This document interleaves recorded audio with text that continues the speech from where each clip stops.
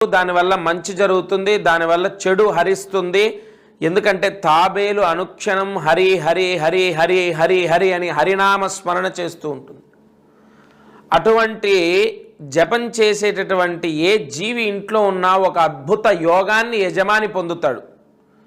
ఇదేమి కబుర్లు కాదండి, సత్యమే మాట్లాడుతున్నాను, ఇది నిజం. శాస్త్రాన్ని పట్టుకొని చెప్తున్నాను, నా సొంత కవిత్వం కాదు. ఇంట్లో తాబేలు ఉంటే అష్టైశ్వర్యాలు సిద్ధిస్తాయి. ఇంట్లో తాబేల్ని పెంచడం ద్వారా అరిష్టం తొలగిపోతుంది.